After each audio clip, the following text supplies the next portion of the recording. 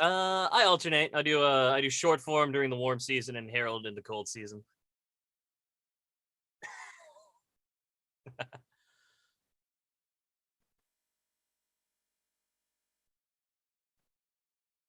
Hmm. Ah, that's right, and they love that. That my they,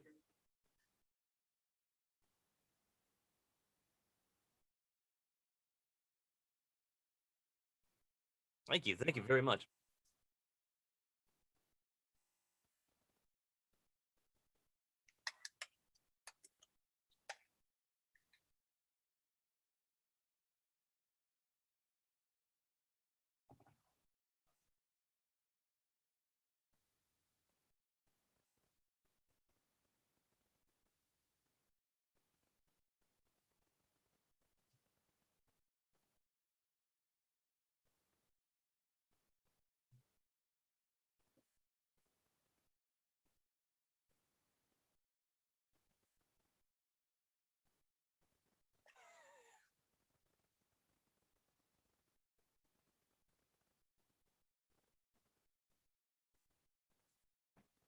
Hmm.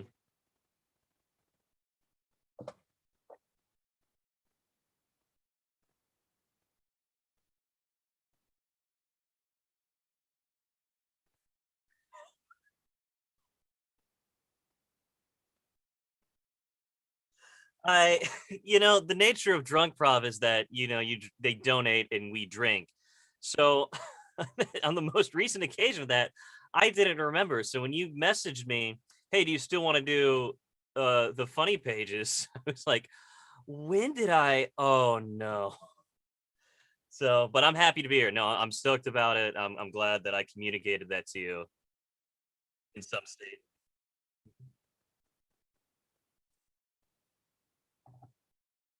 Working?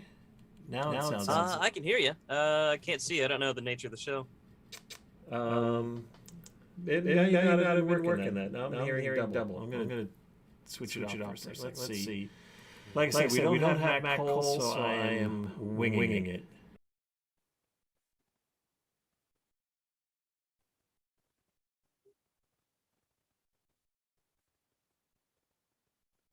Uh-oh. Now we're back. All right. So I had my microphone turned off the entire time. Great. So you heard Tripp's one-sided version of what happened and how we got him on the funny pages. Luckily, this is the last episode of the season. We're going to take a little break, and I can recuperate and we'll come back better than ever. All right, so you and both of your drunken stupors, when we talked about this, were very adamant about Crime Syndicate. So, Oh yeah. So let's talk to us first. Who are the Crime Syndicate? So the Crime Syndicate, or before they went global, the Crime Syndicate of America, they are the evil version of the Justice League. They come from what the Justice League would call Earth 3. And in fiction, you have a lot of alternate universe kind of stories. You've kind of got your the alternate universe, and a subset of that would be like the Bizarro universe, where things are a little goofy different, and then a subset of that is like the mirror universe. And I think that first hit mainstream contemporary fiction in the Star Trek Mirror episode, where the crew goes into the mirror universe and they meet their alternate universe selves, but they're all evil and they all have goatees. And so the Crime Syndicate is the Justice League iteration of that. Yes, the evil version of the Justice League. And I started thinking right when you said that I believe the Crime Syndicate actually predates the Mirror episode. Really? Yeah, because the Crime Syndicate came out in the Justice League issues 29 and 30, which was 1964. Mm-hmm. And when you're pulling up the internet, when did Mirror air? 1967. Wow. Yes. So it predates the trope namer, so to speak. There you go. So you have the evil version of the. I'll throw up a picture of some of the the Crime Syndicate. You have Ultraman, who is the evil Superman who gains his powers by being bathed in kryptonite. You have Superwoman, who is the opposite of Wonder Woman. Johnny Quick, who is the opposite of the Flash. Powering? Powering is Green Lantern's evil counterpart. And then Owlman is the evil counterpart of Batman. That's right. I'm trying to pull up a cast picture here so we can all talk about how in their first iteration, they all checked out of the costume designing meeting at Owlman. They really did. I think, let's see, I have... you can kind of see in the bottom corner Batman punching out Owlman off the cover of Justice League number... Justice League number 30. Mm-hmm. And here, I will give you the ability to share your screen when you... or I can give you the permission to share your screen. Let's do that. Is that on Zoom? Oh, no, I can do it directly through my end, so you don't need to give me permission. Oh, okay. Even better. Because I have no idea what I'm doing. Let me just zoom in here a little bit, and I'll throw down. So they appeared in 1964 and then have been making sporadic appearances all the way until current day. Currently, there is a Crime Syndicate miniseries that DC Comics is publishing. They're on episode or issue number 3 right now. There we go. There's our cast. Yes. We've got, so Ultraman, they kind of gave him, I thought this was kind of neat. Instead of Superman's kind of open collar, Ultraman's is more closed off. It looks more authoritarian, a little more threatening. Mm-hmm. Owlman is just Batman with an owl on his head and a bat symbol.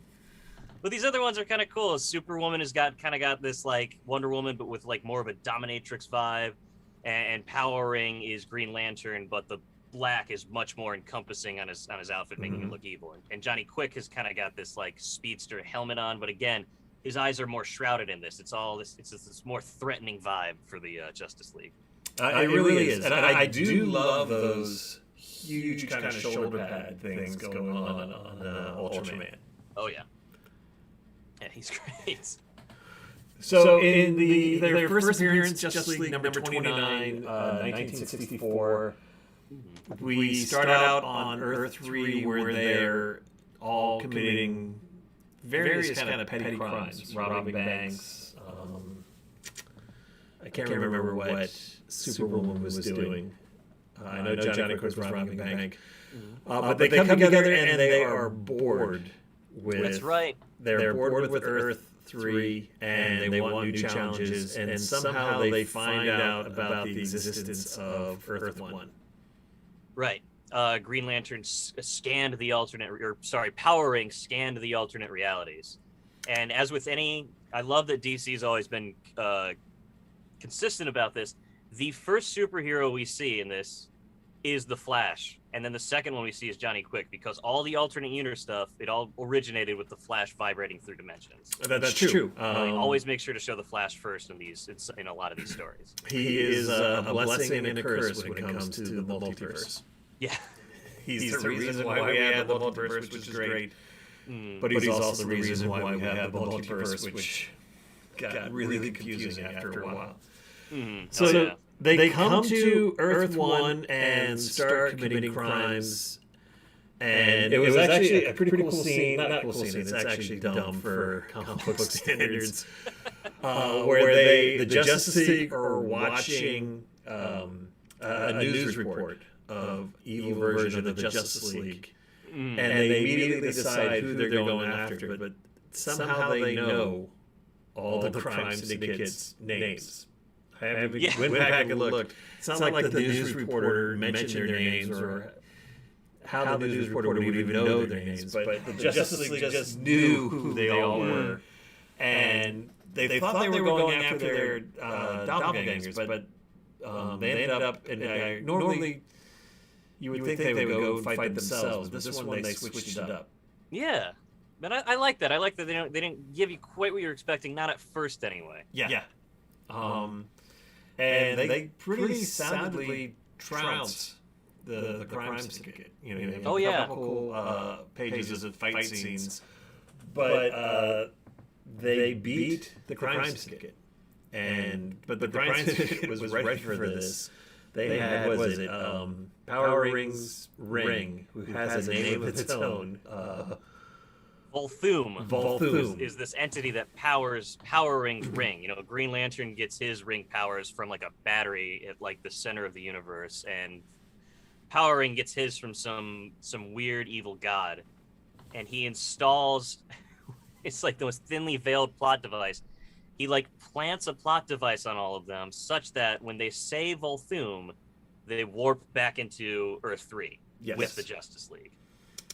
And immediately lock the Justice League up, and then they go to Earth 2 because they want more. I guess more another challenge. Yeah. And we've talked about this a lot on the Funny Pages. I am a huge Justice Society fan, and this lineup of the Justice Society is actually not too bad. You have Dr. Fate, Dr. Midnight, you have Starman, Black Canary, and Hawkman. Pretty decent lineup of Justice Society members. So the Justice League is able to warn the Justice Society that these guys are coming.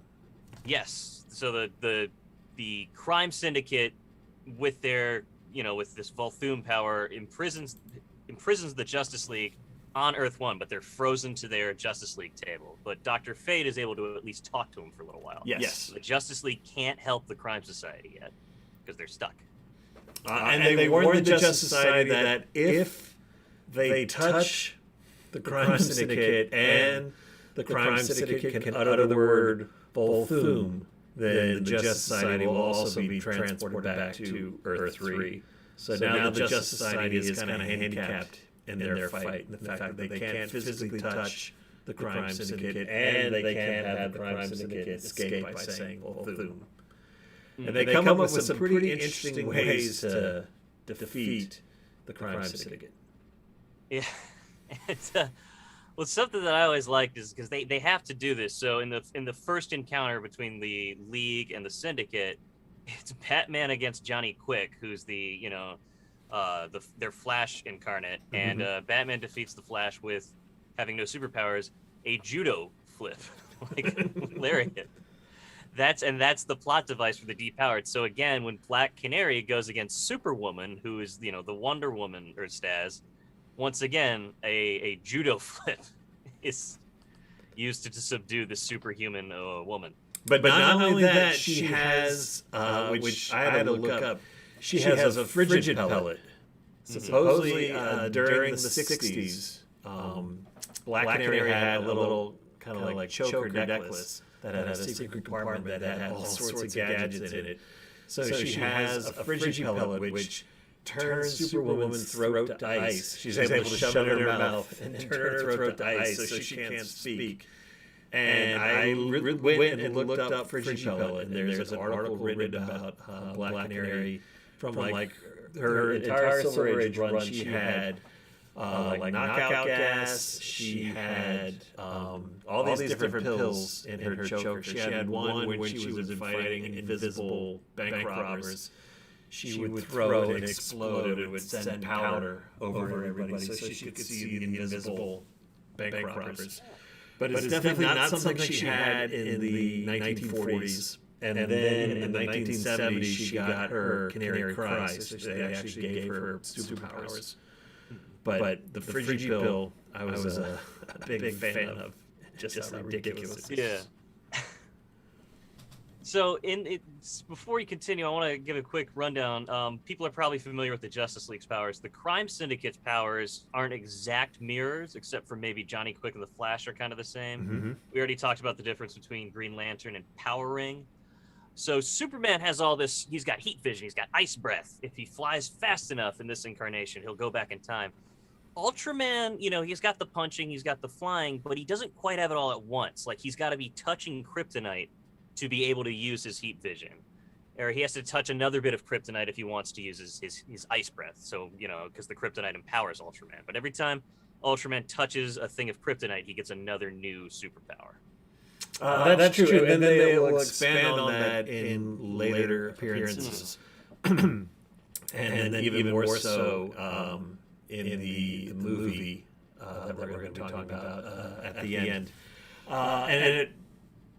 Owlman has some mental powers. Some latent, some like low-key psychic ability. Like he made Hal Jordan, when Hal Jordan tried to imprison him in a cage, he made the bars too wide, so he just walks out. And in Batman, he tried to like get Batman to throw his Batman was going to throw like a right hook, and then he accidentally makes Batman throw a left hook. So it's not total mind control, but he can kind of mess with you. And then Wonder Woman seems to be a fairly straight copy of Wonder Woman. She's got super strength. She has a lasso, although it doesn't really say what the lasso does. So her Superwoman's lasso, which I think she calls it a lariat in this one, but her lasso can kind of like transform into like snake-like beasts. Okay. So at one point during this first issue, she uses it to turn into like this weird lizard-looking thing. But it's kind of vaguely lasso shaped. But she only does it like once. And then powering is pretty much a copy of Green Lantern. He can make different constructs with his ring. Does he have the vulnerability to yellow? No, and they make a point out of this because they tried to. I think Superman tries to fight him, and so Superman pulls up like this big yellow sheet of construction, whatever, and he's like, maybe yellow will get him, and he goes right through it, and then Superman grabs a giant tree and tries to swing at him. The tree is the Earth 2 Green Lantern's vulnerability. Yeah, wood. It's kind of lampshaded because Power Ring has no idea what Green Lantern's like, so he just sees Superman throwing a tree at him, and he remarks on it. He says, "What a silly person you are." And they will expand on his vulnerabilities in later issues. But yeah, so at one point he does make a circular construct that has the Gemini symbols. He's fighting Dr. Fate or the Zodiac symbols on it. And Dr. Fate is able to make the Zodiac symbols come to life and kind of attack him back. Which I thought, why would he make a Zodiac symbol in the first place? Dr. Fate is one of those characters where I just can't. I could never get a grasp on like what the limits of his powers are. It's just it's whatever the writer deems his powers are. I just couldn't understand powering using a Zodiac symbol to batter somebody. Like of all the things to come up with something to attack another person with, it could be a baseball bat or a giant boxing glove. He decides to go with the Zodiac symbol. So eventually, the Justice Society they beat the Crime Syndicate. Mm-hmm. But they again have one other trick up their sleeve. They knew that if they got defeated again, this was a weird one. It's the weird, but it's kind of the same damn thing. At the end of in the first issue, every time the Justice League guy beat a Crime Syndicate guy, the Crime Syndicate guy would shout "Volthoom," and in this one, anytime a Justice Society guy beat a Crime Syndicate guy, the Crime Syndicate person would say.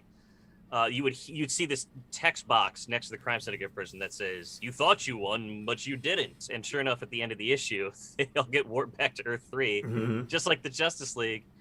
And Power Ring says, well, you guys weren't looking. I installed a thing on all of you that as soon as you said you won, it would warp back. And it's just like, it's the same thing as last time. Yeah, it was definitely one of the terms. They were definitely trying to pad out the issue, it seemed like. They could have been done right there. But I guess it gives us one last fight between the Justice League and the Crime Syndicate, which the Justice League wins. And instead of sending the Crime Syndicate back to their own Earth, this has got to be one of the cruelest punishments I've ever seen. They enclose them in a bubble and leave them in limbo, like this the space between worlds. Yes. Because they do this because when they first ponder in front of the defeated Crime Syndicate, they go, maybe we should imprison them on Earth 3. And then there's a panel of them all like smiling like weirdos. And they go, oh, they're smiling. Maybe on Earth 2. And then they all like frown. It's like, why are they just suddenly nonverbal? And because they're either smiling too much or frowning too much at each suggestion, they go, fine, we're not going to imprison them on any Earth. They're going to go to this little bubble, and we're going to put warning signs in all these different languages around the bubble. Yeah, and that's where they leave the Crime Syndicate, in this bubble. No food, no water, nothing like that.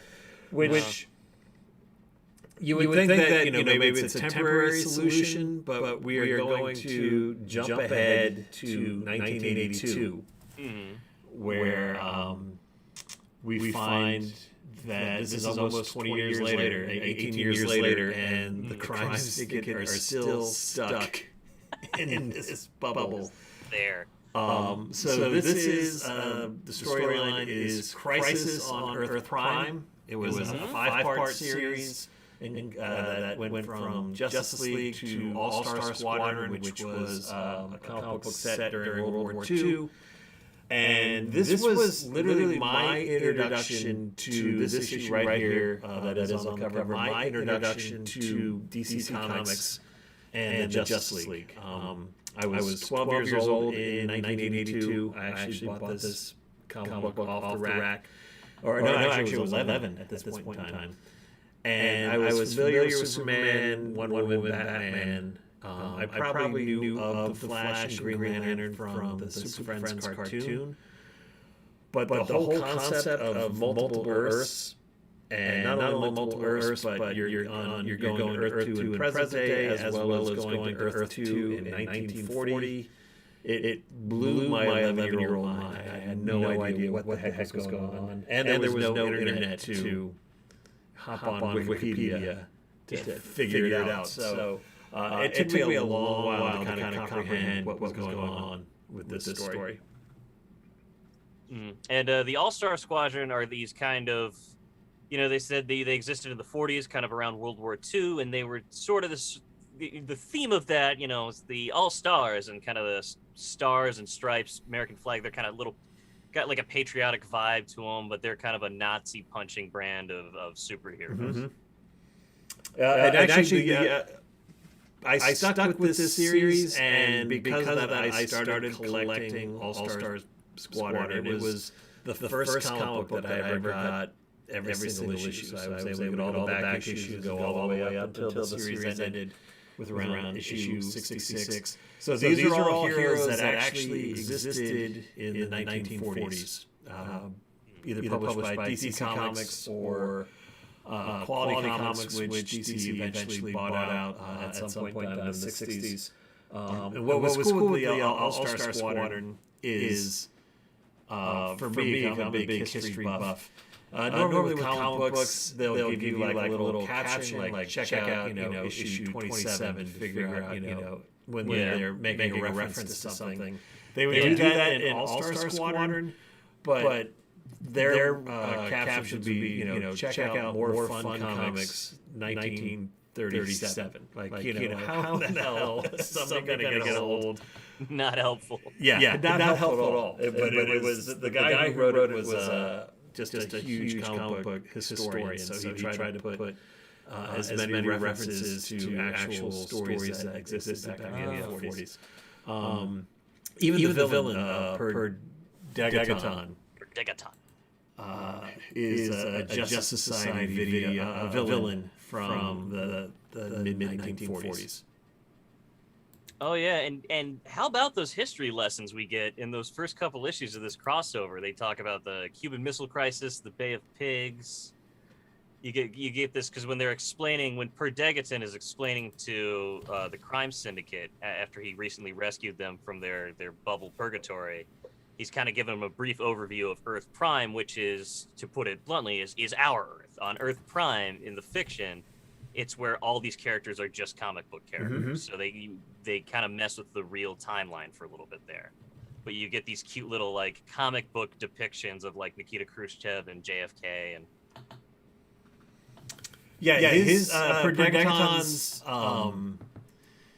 his whole kind of MO has always been time travel. He is the lab assistant to this scientist, and the scientist is working on a time machine.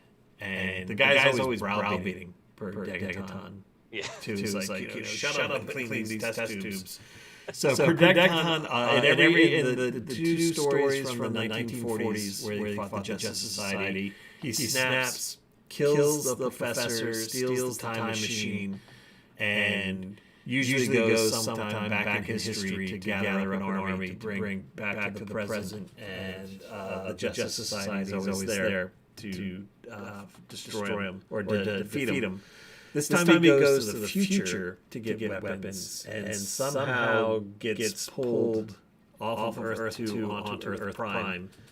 Yeah. And is able to steal the missiles from the Cuban Missile Crisis. Which causes a nuclear war on Earth Prime. And so when the heroes get there, everything's just in ashes. It's miserable. It is your typical sci-fi apocalypse. There's like mutant plants and mutant humanoid beings living in the subway system. But at some point in time, he runs into the Crime Syndicate hanging out in limbo for again the past 18 years. There's been a couple other Crime Syndicate stories between then and now. Or actually never with the full Crime Syndicate. There's been a couple Ultraman stories of him popping up in Superman comics. A couple of them, there was in the late 70s, there was a book called The Secret Society of Supervillains that some of the Crime Syndicate appeared in. But it would always begin and end with them in the bubble, and then they get defeated and be put back in the bubble. And again, nothing is ever explained about how they're eating, how they're going to the bathroom. Yeah. There's no furniture, there's no chairs or anything like that. It's literally just this kind of big circular room that they're just lying on the floor waiting for something to happen. So what did you think of these mid-'80s stories? I think it was kind of cool watching it. So when the two I hadn't seen when I agreed to do the show, the two I hadn't seen their very first appearance in the 60s Justice League books, and I hadn't seen this one, which is in the early 80s. So reading those in order, it was kind of nice to see kind of the art evolve a little bit. Like that first All-Star Squadron issue, like part 2 of this, starts off with this really cool looking splash page of all the heroes saying "Hail Degaton" and doing this kind of like pseudo Nazi looking salute. Yeah. And it's just something that you wouldn't. It's like a level of detail and flashiness you would not see in the 60s, where every single panel was just kind of much smaller and just came with always came with a caption. So you kind of see the art get a little bit more dynamic. Something about the Crime Syndicate that's fun to watch too.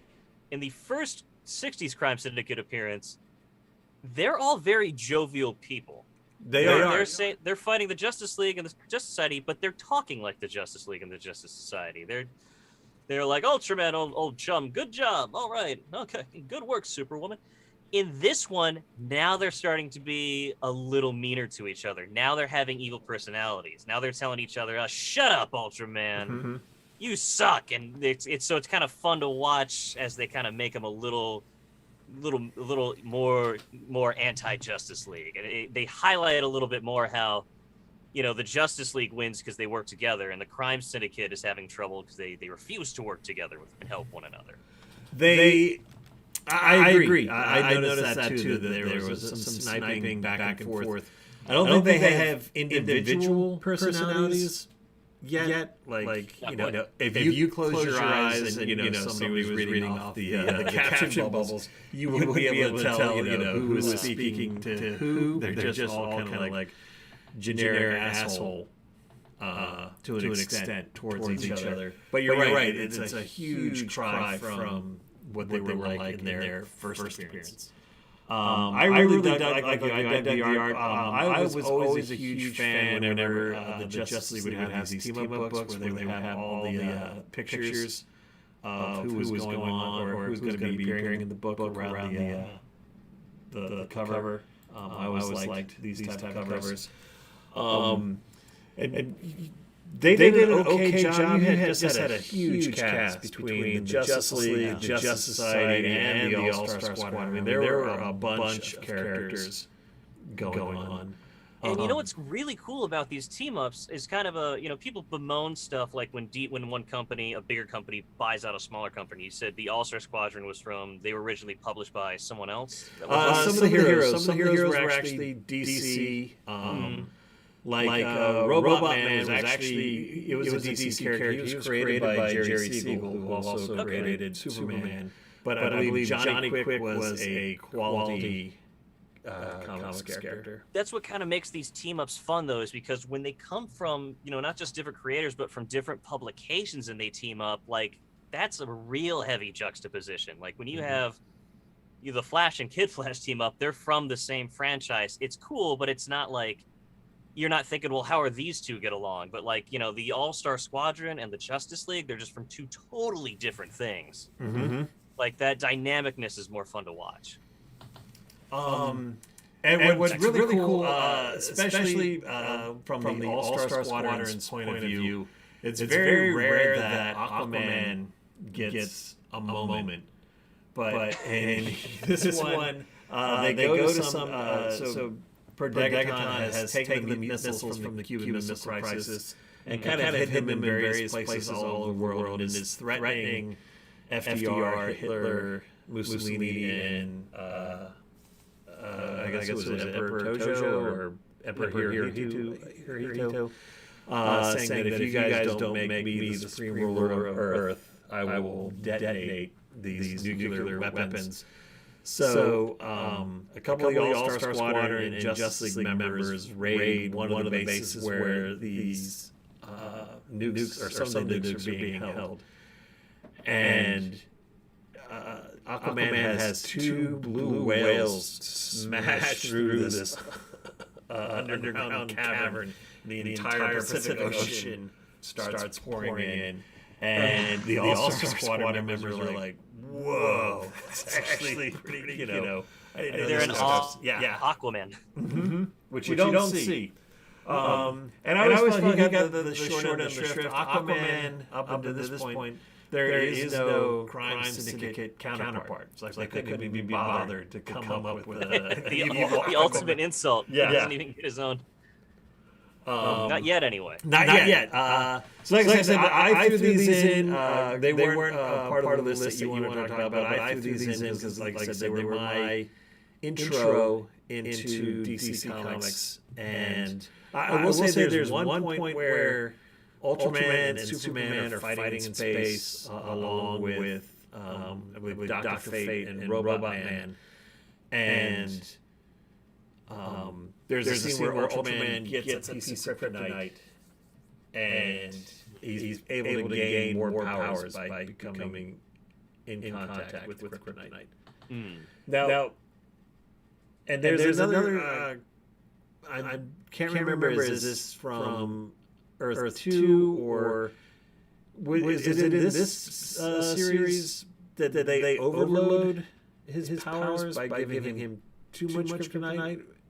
Yeah, so in one of the fights between the Justice League and the Crime Syndicate, what they do, and this was actually in the previous story arc, the Crisis on Earth 3, or the first whatever these Crisis thing, man. Yeah. So yeah, in the previous story arc that we were talking about, yeah, they all overpower the counterparts. So Superman lures Ultraman into standing on a gigantic kryptonite meteor. That's what it was. And Ultraman just goes, oh my god, he's given me all the powers at once, and he can't move, he's catatonic. Green Lantern charges Power Ring's ring with his own ring to the point where Power Ring can't lift up his own constructs somehow. And these two make sense so far.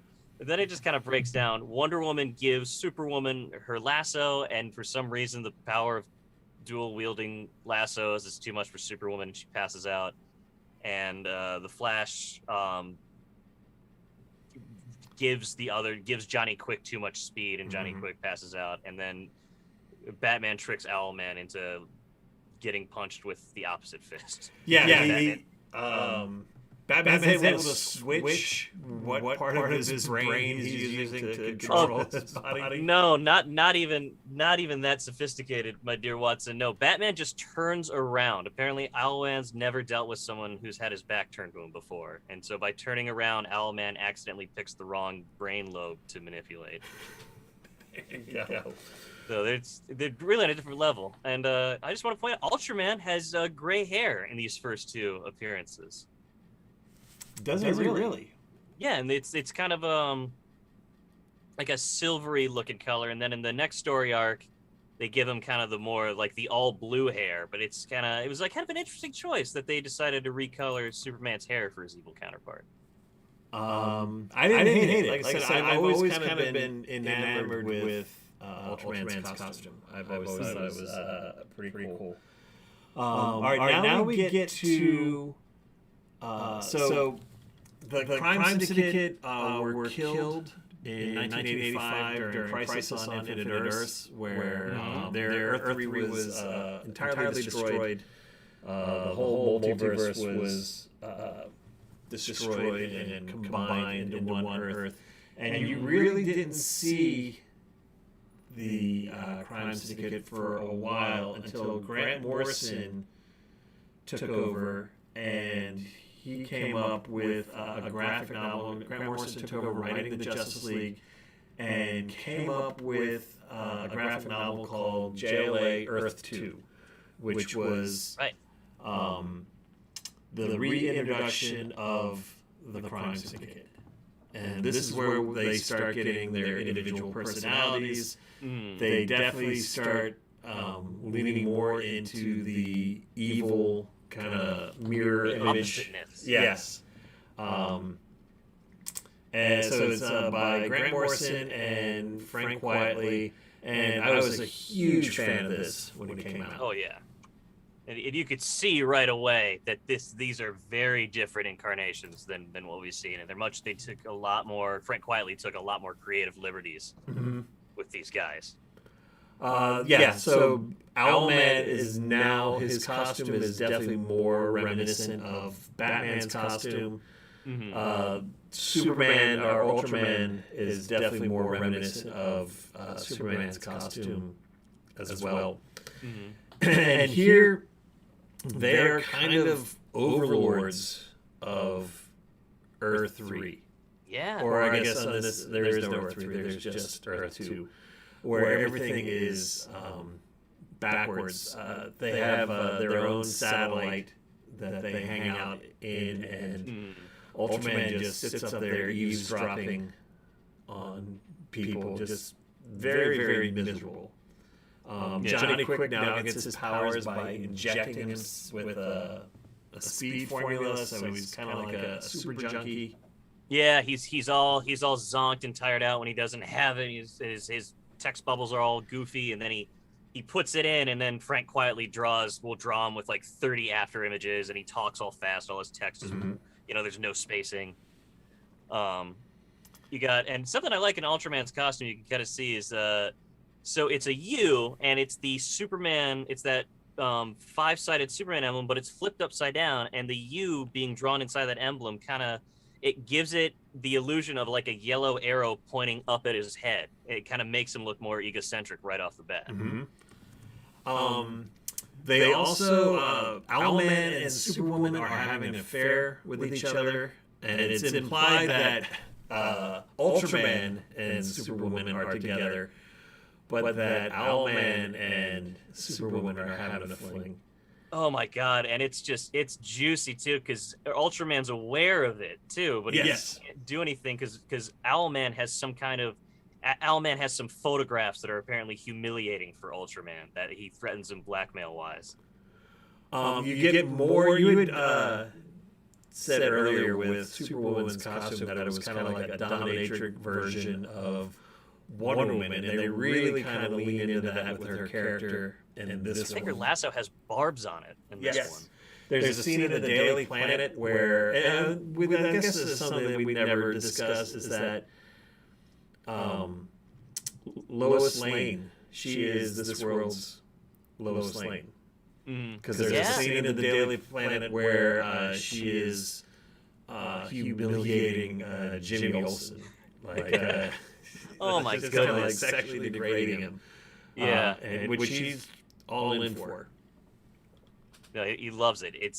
This is such a twisted Earth. It's just so creative and it's just so fun because when as soon as you say this is the opposite Earth where bad things happen, there's so many doors of possibility that just open right away. Mm-hmm. And I think there is a Lex Luthor. So during Crisis on Infinite Earths, they introduced Alexander Luthor of Earth 3, who was the only hero on that Earth. And in this, the Lex Luthor on this Earth is also a hero, and he's able to bridge the gap to Earth 1 and kind of enlist the Justice League's help. Mm-hmm. Now, I can't remember, is Batman very anti-going? Yes. Yeah. There's this great panel. Let me see if I can bring it up real quick. There's a great panel, and they're all voting on whether or not to go, and he's just got his fingers up in like a very meditative position. He just goes, "I don't think so." Yeah. They're like, "All right, well we'll go, and you and Aquaman hang back." That's true. Aquaman gets left behind once again. Do they mention so eventually Aquaman will get his counterpart in the form of Sea King? Is Sea King mentioned in the graphic novel here, or does he come a little bit later? Sea King comes later. I think we don't see Sea King until Forever Evil, and Okay. even then, he shows up and then passes out. Or actually, not passes out, just dies. Yeah. Poor Aquaman. So they're able to defeat the Crime Syndicate fairly easy, but then the crimes, like I said, it's been a while since I read this. I'm just checking. There was no Aquaman in this one. I'm thinking of Crisis. We'll talk about Crisis on 2 Earths later. A lot of crises in the very much a lot of crises. But yeah, in this one, the cast, the Justice League, with the exception of Batman, Superman, The Flash, Wonder Woman, and Green Lantern, accompany good guy Lex Luthor back to Earth 2. And they win temporarily, but just kind of like they explain the laws of physics, is that good. There's no way for good to ever really triumph on this Earth. Causality, the moral causality itself is flipped. They cannot win on the bad Earth, and the Crime Syndicate cannot win on the good Earth. Right. And there's just no way around it. So it almost ends. I guess if you think about it as a defeat for the Justice League. So eventually, they kind of come together because the anti-Brainiac, who ends up being the big bad of this story, his plot is he's going to merge Earth and Earth 2 and use the energy from the antimatter explosion annihilating them to kind of upgrade himself. Mm-hmm. And it's kind of a cool reveal where Superman goes to kill him, but then he can't because in this universe, Brainiac is like an organic floating brain, and Superman doesn't want to kill a living thing. Right. But they send him to Earth 2, where Ultraman has no qualms about killing a living thing. It's a cute way for the two teams to actually team up without violating either or's moral or anti-moral compass. It's fun that way. There's a great panel where they're in their machine to go between Earth 1 and Earth 2, and the anti-Lex Luthor looks at Superman and he goes, so just so there's no confusion, I've named your Earth Earth 2. Kind of a fun flip on that. And they all talk about, and in Earth 2, the Crime Syndicate, when they talk about when they talk about the Justice League Earth, they say, our world is composed entirely of antimatter, but can you believe there's a world out there composed entirely of matter? And they all flip stuff like they say hell above or heaven below. There's all these little world building details built into there. It's weird to me that they couldn't fathom a world of matter when their world has antimatter. But that's true.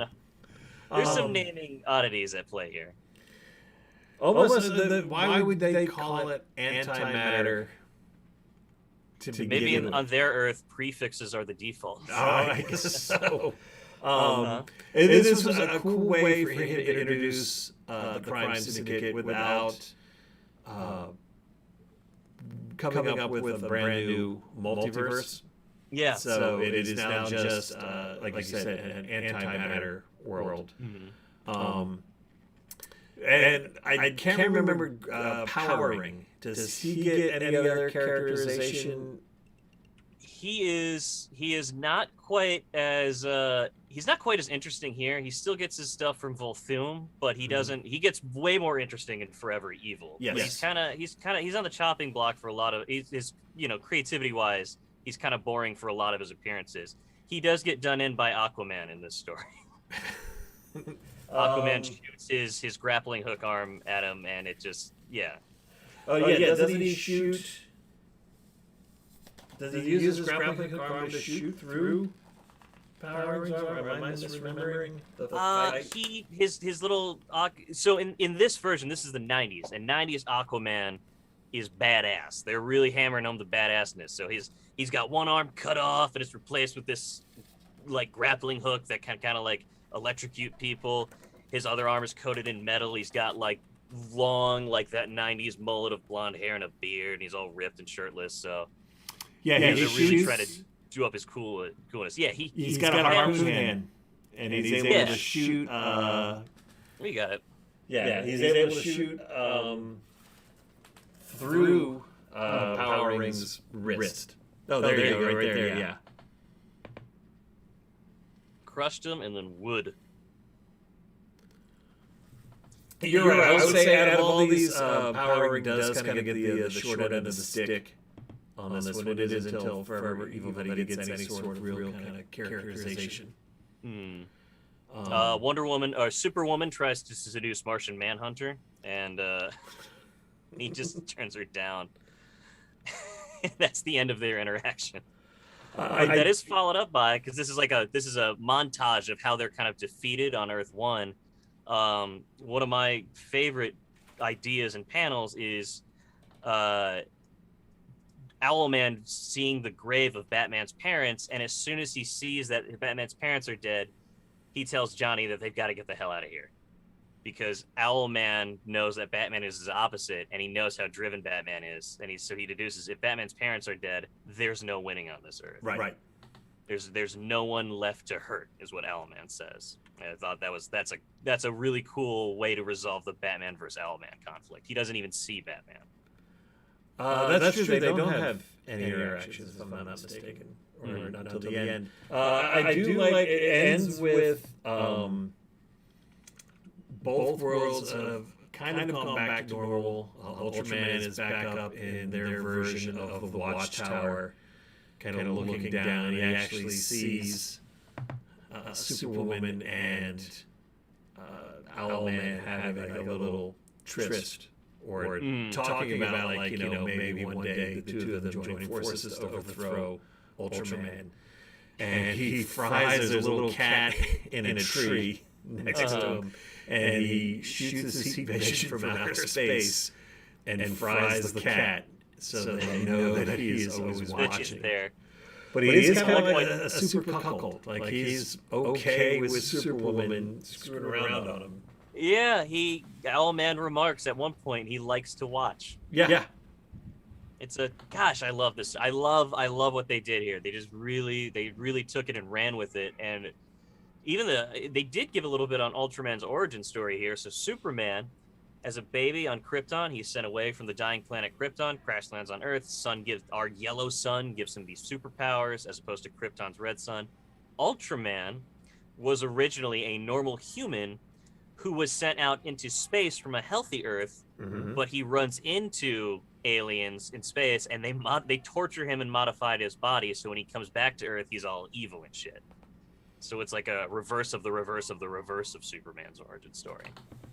Which that is going to get a tweak in their kind of next really big appearance, which was during the New 52, which is when DC Comics kind of rebooted their entire universe, and probably 2 or 3 years into the reboot is when they had this company-wide crossover called Forever Evil. Yes. Where the Crime Syndicate, do they call it parallel Earth, or is it still an antimatter dimension? It's back to Earth 3 now. Okay. They travel from Earth 3 to the new Earth, or Earth 1 of the New 52, and are able to unite almost all of Earth's villains against them. It's so great, because just before, it's not quite in the Forever Evil trade, but in the issue preceding that, at the very end of that, when there's a thing where Lex Luthor sees Ultraman flying through the sky, and he starts noticing that the Crime Syndicate is terrorizing his Earth, Lex Luthor remarks, "This looks like a job for Superman." So Forever Evil was, again, they actually got rid of the Justice League. Yes. Very beginning of the story. At the very beginning of the story, with the exception of Batman and Cyborg, but pretty much all the heavy hitters of the Justice League are taken. Well, Cyborg, they do kind of get rid of him, because he gets infected by the Grid. That's how the Grid comes to Earth, is he infects Cyborg like a computer virus. Yeah, and he becomes the Crime Syndicate version of Cyborg, because at this point in time, Cyborg is a full-fledged member of the Justice League. But I would say he appears halfway through. Cyborg does halfway through. Yeah, but this is more of a story of a few villains under the leadership of Lex Luthor, who are not going to bow down to the Crime Syndicate, fighting back. It's kind of like a redemption arc for Lex Luthor. He eventually, after this, joins the Justice League. You have Black Adam, which hadn't been done a lot with in the New 52, but he starts down the road of being a superhero. And the Flash's Rogues Gallery are kind of like the main heroes of this as well. Oh yeah, and that, what a cool concept, man! I was at this point in time, I was already reading comics on the regular, and I thought that was so sweet that it's the Injustice League versus the Crime Syndicate instead of the usual good guys versus bad guys, and the slogan was "Evil is relative." I thought that was fun. And here you get the tweak on Ultraman's origin. He does come from their version of Krypton. Oh, I'll pull it up. You actually see a couple scenes on Krypton with Jor-El and Lara. Yes, and they come from, instead of the S being for hope, on their world that U means strength. It's the House of Strength that survives. And they're just really hateful towards each other. The last thing they say when they send their baby off, the two dialogue at the bottom you can see is Superman's mom says, "This is all your fault," and then his dad says, "Shut up and die." Like, they're just horrible. It really hammers down, and then he travels there, and then he tells Ma and Pa Kent, "You will be my parents now." It's just this. I just love it when they go all out on just the evilness of these characters. But even they are not great people either. No, they're kind of like meth heads. Yep. They are trailer trash. Yeah, trailer trash. It's kind of like a little bit of Brightburn going on in this. Yeah, as well. It's kind of like that. Brightburn is the story of Ultraman.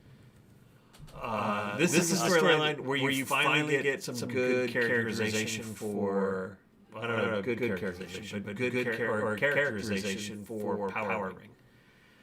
Yes. Oh my goodness. And he's got kind of this weird sort of sexual relationship with Deathstorm. That's true. Yeah. So they've actually added heroes to the Crime Syndicate. So you have Deathstorm, which is the mirror image of Firestorm. You have Atomica, who is the Atom, and now powering. The Green Lantern has always been known as like the man without fear, or that's one of Hal Jordan's kind of calling cards is that he's always been fearless. Now you have Powering, who is afraid of everything. Yes, he's a coward. They draw him super skinny and hunched over. Mm-hmm. His first dialogue in his origin story is "ah" because someone touches him. He's just pathetic, and he's spying on. He's a traitor to his own. He's a traitor to the evil United States in his world. Like he's just the coward of a coward. And every time he uses his ring, his hand begins to shrivel up more and more. So it's almost like every time he uses his power, it's taking away a little bit of his life force. Yes, it's always great when Powering has to charge in this because Volthoom, the guy in his ring, they go back to Volthoom now. Volthoom starts yelling at him, "Charge me! Charge me!" And Powering's like, "No, I don't want," because it's just turning him into this enormous mutant of a person. Mm-hmm. And then there's this great drawing of all these Cthulhu tentacles coming out of a portal and wrapping around his arm and kind of devouring it in order to charge his ring. This is such a fun, the Powering finally getting something interesting about him. This was also the introduction of Bizarro into the New 52 universe. Oh yeah. You had a lot of stuff going on. Not only that, I believe the Doom Patrol got their kind of first appearance, or some members of the Doom Patrol, although they're wiped out pretty quickly.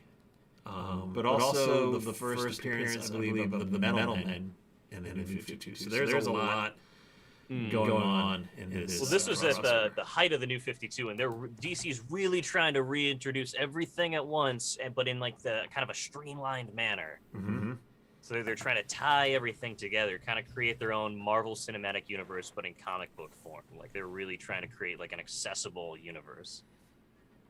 I liked it because I was wary of this when it came out, just because I'm not a big fan of huge kind of company-wide crossovers. Mm-hmm. But this was one that you could read the core books, the core Forever Evil books, and get the full story. You didn't have to get a bunch of the one-shots. I believe there was like a couple like 2 and 3 issue series. One focused on the Rogues, their part of the mission they had to do. Yes. The Justice League collection, Forever Heroes, each issue was kind of an origin story for each Crime Syndicate matter. I pulled up Ultraman's earlier. Mm-hmm. Here's a little shot from Green Lantern showing kind of what the ring does to you at the end of it. That's Avin Sur's, at the end of his life, mutated form, begging fake Hal Jordan to take the ring. Now what was I can't remember Superwoman's origin. I don't know if they got around to her in this, because they gave us like a good origin for Ultraman. They gave us one issue focused on Owlman, another issue focused on Johnny Quick and their iteration and the evil iteration of the Atom. Mm-hmm. But I don't believe they ever actually focused on Superwoman, but she has a very big major part into this. So they kind of don't give her an origin. I remember now. They don't really give her an origin because she's supposed to be the suspicious character in this. Like, she's up to something that even the rest of the Syndicate doesn't know about. And it's revealed later that this prisoner that they have that they're touting around is this iteration of Alexander Luthor, and he's the evil opposite Captain Marvel or Shazam. Yes. In this, and she and him make a baby in this universe, and that's kind of the big twist at the end, is that she's pregnant.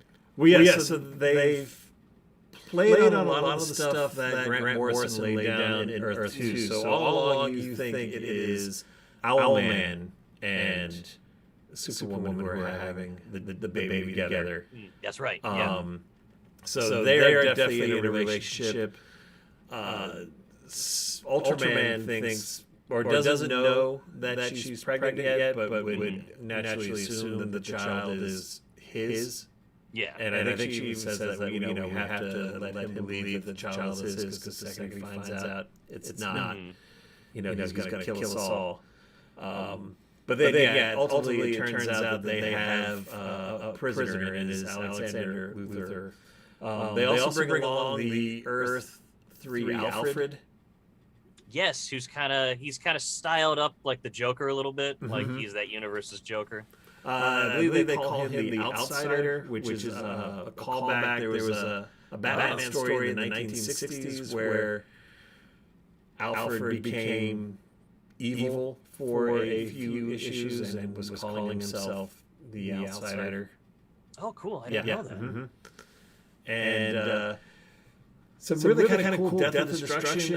Johnny Quick and was it Atomica? I believe is what she calls herself, or like the Crime Syndicate version of Natural Born Killers.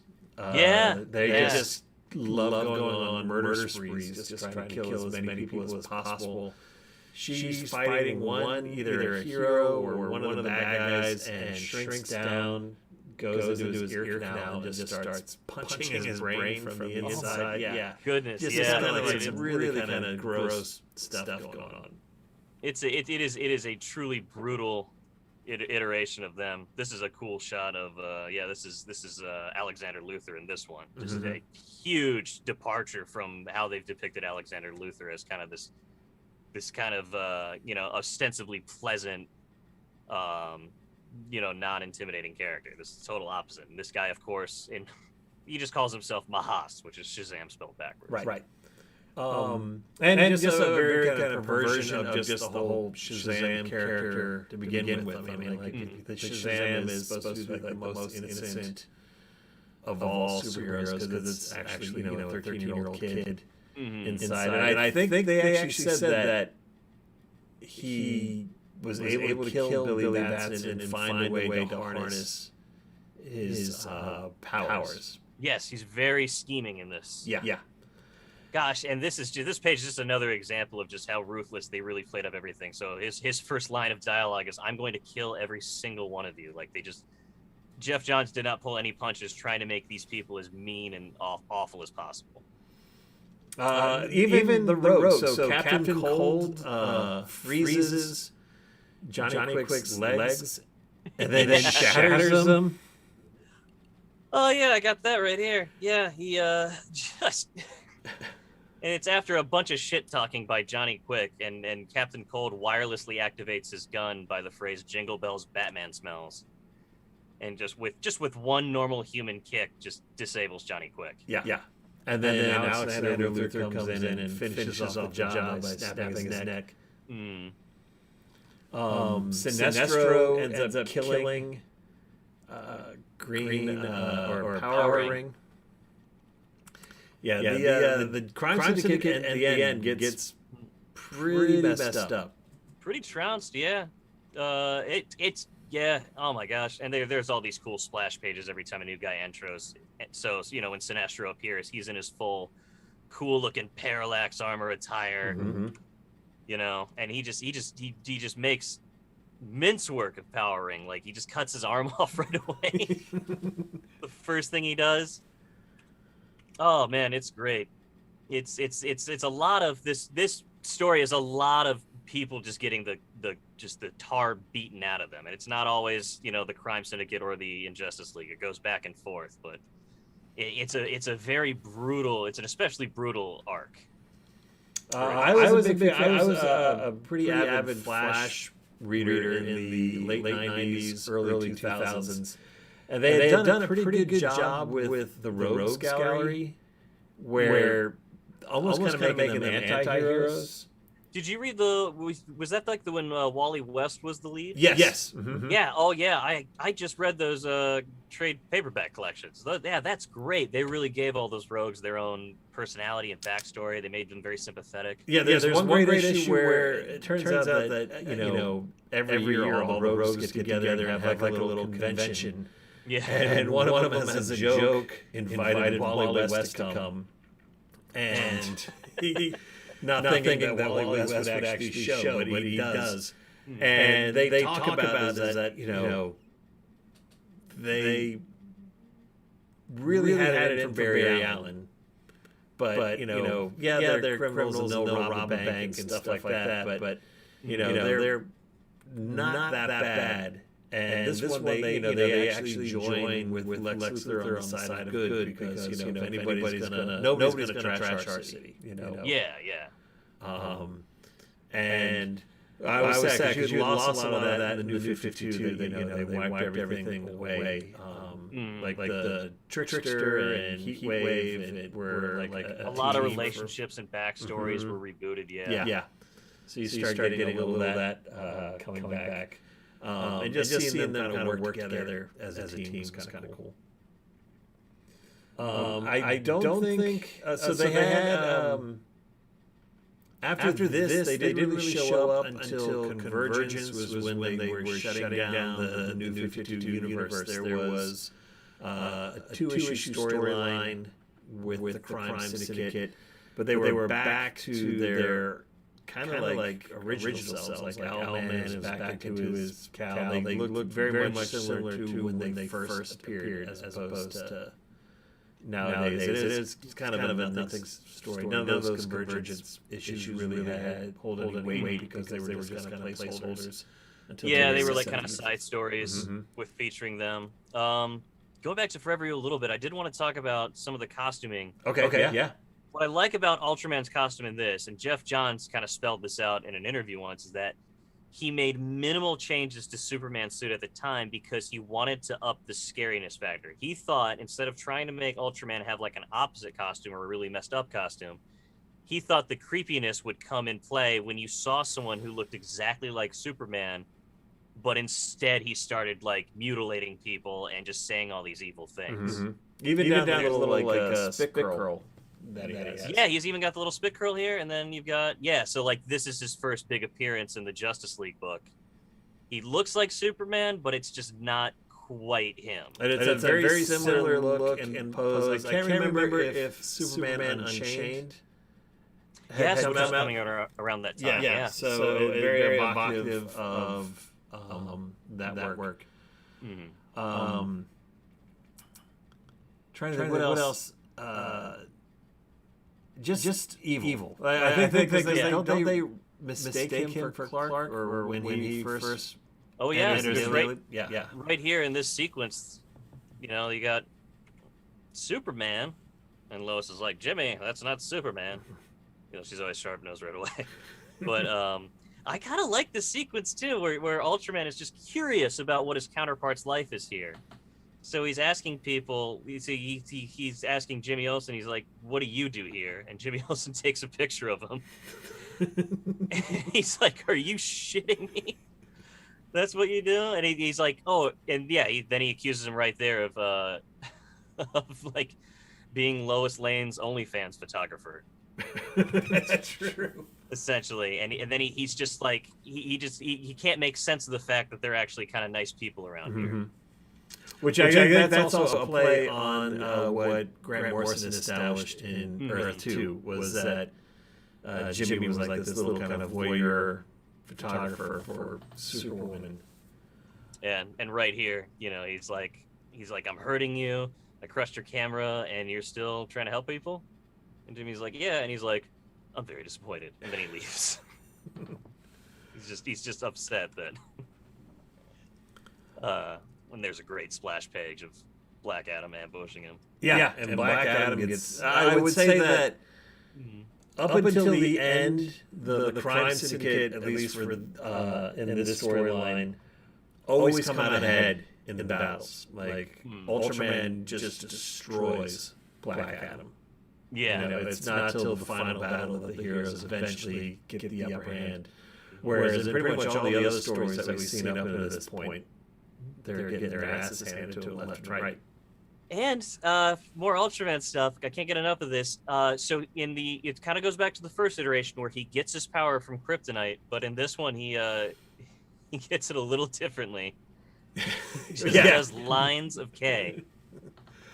And look at that detail. The close up of the nostrils, the Like they're really hammering it home that that's really what gives him his kicks. But I love that. They could have stopped that he gets his powers from kryptonite. But they're like, nah, draw him sniffing it like crack.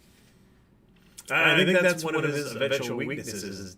Had they rid the world of most kryptonite at this point in time? So that, and he's like vampiric. So in their world, they've permanently shaded the sun. Mm-hmm. And on this world, I think the first thing someone does is move the moon in front of the sun. Yeah, that's true. Yeah. Which makes sense. I mean, Superman gets his powers from the sun, so his ultimate would lose his powers in the sun. I like this. What I really love about Earth 2 is we got to see the Crime Syndicate on their old world, on their own world. Like, what are they doing? How does this world work with these evil, essentially gods overruling? You get to see bits and pieces of it in their origin stories, but not much. Which is why the last thing we want to talk about before we wrap it up is DC Animated came out with a movie. Yes. It was Crisis on Two Earths.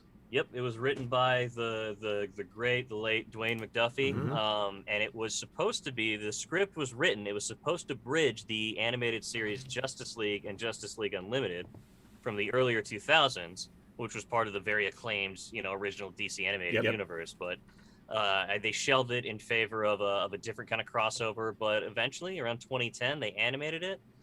And it's just like a really fast, like fun take on the Crime Syndicate. I really enjoyed it. It's not based off of any one book. It kind of pulls from all of them. It really does. It pulls from all of them. You get to see more of, again, how this Earth works. In this one, the Joker and Lex Luthor are teaming up as heroes to take out the Crime Syndicate. The Joker gets killed. Yep, early off in the beginning. Yep. Jester. And what's fun about this one is that you see a lot of the Earth 3 or antimatter, or we'll call it Earth 2 for convenience. You see a lot of the Earth 2 anti-villains and stuff into this. They go, you get to see a whole, like as soon as they warp into Earth 2, they're immediately ambushed by like the B team of the Crime Syndicate. And so you get to see like anti-Gypsy, anti-Plastic Man, anti-Vibe. Yeah. There's a ton of, it's just really cool. I can't imagine how much budget it was to make all of these character models for just one animated movie. And a lot of them are very similar. So like the Black Canary, the evil Black Canary, she was pretty spot on. Yeah, it's Red Arrow instead of Green Arrow. She had like Lobo. You just had some really kind of weird characters. I like the take on this is that the Crime Syndicate is kind of like the Mafia.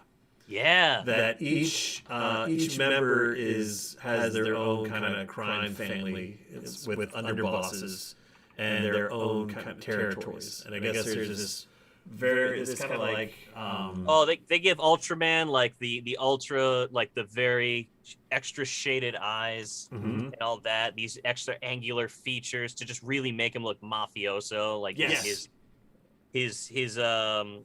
his little leotard has like this extra padding on the shoulders. Like it just, they really hammer home. And he talks like, he talks like, what are you doing on my Earth? What I really like about this Ultraman is so they go to their version of the Daily Planet, Superman and good Lex Luthor, and Ultraman says, "Hey, get out here! I want to fight you." And Jimmy Olsen answers. It said "Evil Jimmy Olsen," but Evil Jimmy Olsen is shredded. Yeah, He's just huge and bulky and buff, and it's one of my favorite moments of that film is when Evil Jimmy says, "Clear our airspace." Good Lex Luthor says, "Make me." And Jimmy's like, "Okay." And then he flies up. Like Jimmy Olsen suddenly has superpowers in this universe. It's like, that's cool. And then it's, Jimmy Olsen, good Jimmy Olsen has like a little watch. He presses a button on the watch. It sends out this like hypersonic signal that only Superman can hear. And in this universe, the bad universe, Evil Jimmy has this gigantic blingy watch that he cranks, and it sends out this air raid siren that like cracks the glass and makes people's eardrums pop. They really, really just kind of do hammed up the oppositeness. So in this one, I agree with you. It's all the kind of cool alternate takes. The Marvel family. So you have Captain Marvel Jr., and Uncle Dudley, who was a member of the Marvel family. But they're all kind of dressed like Black Adam. Yeah, the super family. Yeah, the super family. Superwoman as the main person. I can throw some images here. So that's the Ultraman we were just talking about earlier. You've got the extra padding, just the way too big eyebrows, the evil eyes, the arched eyebrows. Yeah. Mm. Owlman is very much like he's been depicted in Earth 2 and Forever Evil. Or I guess this came out before Forever Evil, but he has the Earth 2 costume. Voiced by James Woods.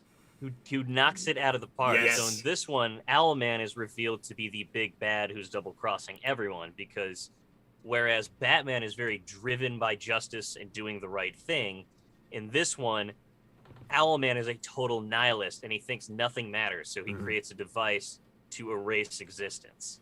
And James Woods plays such a great, evil, but, doesn't care about anything kind of voice. Yeah, initially he sees it as, he's going to wipe out Earth 1, the Justice League, but once he discovers the existence of Earth Prime, he realizes that if he takes out Earth Prime, the entire multiverse will collapse in on itself.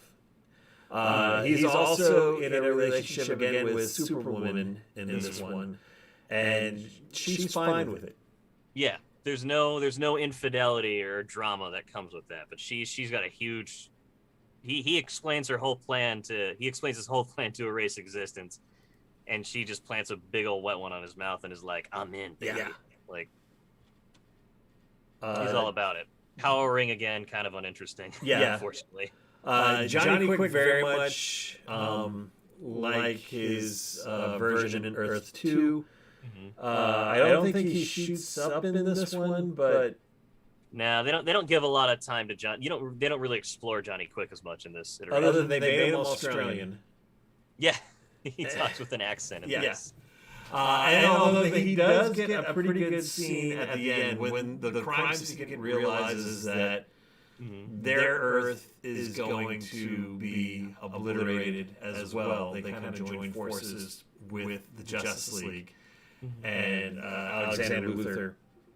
And they come up with a way that one person can transport to wherever Owlman is with his big device, but they need such an amount of speed to do it. And Wally or Flash volunteers to be the one, and Batman has this little kind of manipulation moment where he says that, "No, Wally, you're not fast enough. I don't think there's anybody fast enough for this to happen." And Johnny Quick says, "Oh yeah, I can do it." Yeah. But it ages him essentially to death. He runs so fast that he ages himself to death. And again, in being the evil people that they are, Johnny Quick, right before he dies as an old man, calls out Batman. He goes, "You knew this would happen," and Batman just kind of gives that silent yes, and he goes, "Oh, good one." Yeah. And he dies. Well played. Well played. And then Ultraman, after the sad thing where the existence is saved, Johnny Quick passes away. There's this little pause, and then Ultraman goes, "Yeah, that was sad. Get your asses off my moon." Jerks to the very end. You don't not a lot of Aquaman in this one. Aquaman once again gets the short shrift. He gets left behind on the Watchtower. Although Superwoman and the Super Family do invade Earth 1, there's a pretty cool battle with Black Lightning and Aquaman, Red Tornado. Yes. Batman calls in reinforcements. Yes. And they all beam aboard the Justice League satellite. And I think it ends so at this point in time, these guys aren't even members of the full-fledged members of the Justice League. No, because that's kind of this C plot that's running in the background, is that they're creating this bigger satellite and all these warp panels so they can have more members, and that's kind of where you get it you know, you can kind of tell like this was going to be the thing that bridged this with Justice League Unlimited. Yeah. Mm. So they didn't do a lot to change it. They swapped out Hal Jordan for, or they swapped out John Stewart for Hal Jordan because John Stewart was the Green Lantern of the Justice League cartoon, so they changed it back to Hal Jordan. And it was also going to be used to explain. So for Owlman has an invisible plane. Yes, that Wonder Woman steals. So she did not have an invisible jet in the Justice League cartoon, but she had one in Justice League Unlimited, and this was one of the ways to explain where the plane came from. All in all, like I said, a really kind of fun. I've watched it again last night, but I'd seen it years ago when it first came out, and it holds up pretty well. It's fun. It's cool. There's all these little things. It wasn't until I rewatched it for this that I realized that the president on Evil Earth is President Wilson, but it's the good guy version of Deathstroke. Yes. And and Rose Wilson, his daughter, is sometimes good, sometimes evil assassin on our Earth. Oh yeah, because she has like a fling. She has a fling with the good Martian Manhunter, and you know he can't stay.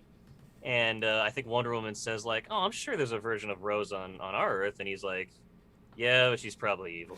Yeah, exactly. It turns out she kind of is. Did they mention the white Martian Manhunter? Did he get killed, or the evil? Did he get killed at the beginning? He's just kind of a creepy looking version of the Martian Manhunter, and he's the one that gets killed at the very beginning when Jester, the good guy Joker, you know, does his little suicide bomb thing. One of the casualties, I think, is the evil Martian Manhunter. I think along with Holman and maybe Wonder Girl or Donna Troy. I can't. There was some woman with a sword. There was another person. It was someone with like angel wings, and for the life of me, I can't pin on what. I thought that was going to be like. Was that the evil Hawk woman? That's who I that probably was that. Yeah. So he gets blown up, and then they're talking about dividing up his territory. His territory, because they're all mob bosses. Yes. That cool scene where you know.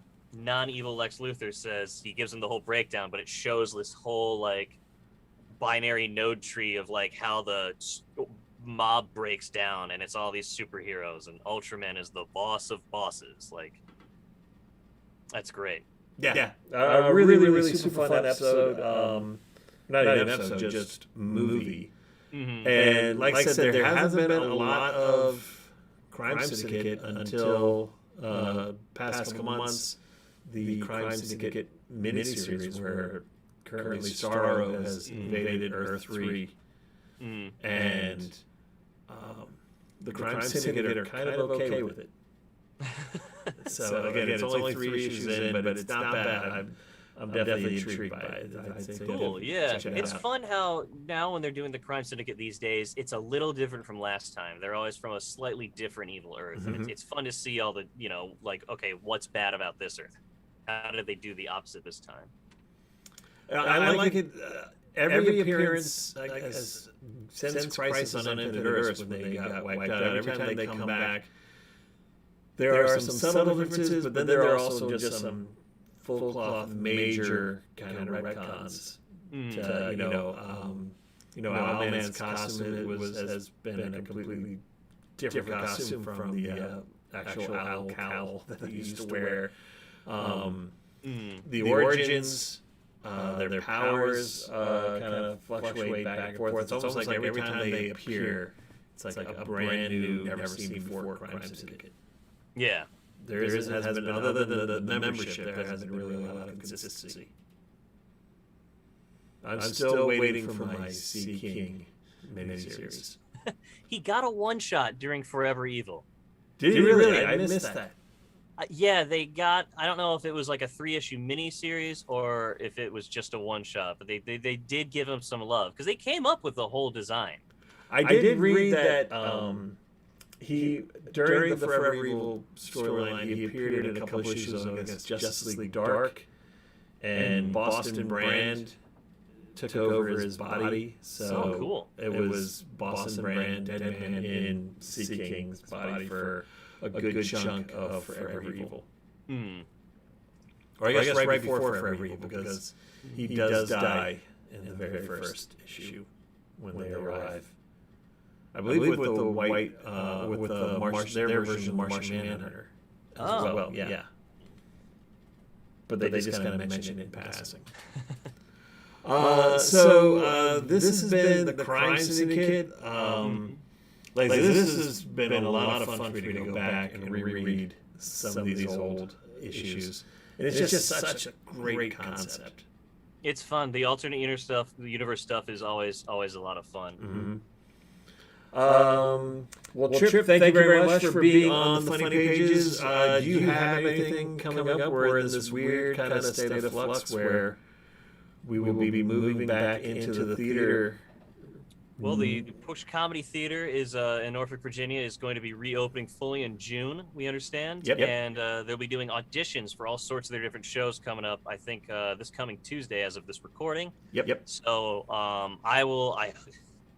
I'm hoping I'll be on one of the short form teams, but I will be communicating with a certain brewery where we might be doing shows at, in addition to the theater shows. Oh, It's nice. a lot of fun. Yeah, O'Connor. Oh, very Looking nice. forward to that. And I just want to give a shout out to Evil Trip and Evil Sean on the Antimatter Earth, wherever that is. Or are they the good Trip and the good Sean? Sean. Never tell us. They're wrapping up a live comic book show as a pandemic is starting. Yeah, exactly. Awesome. Thank you so much, Trip, for being on the show. Really appreciate it. Ladies and gentlemen, Love it.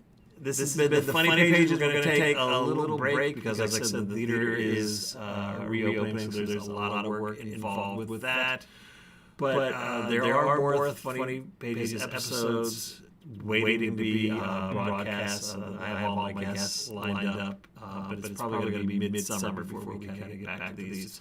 But just stay tuned on our social media. Until then, thank you guys and good night. See you, everybody.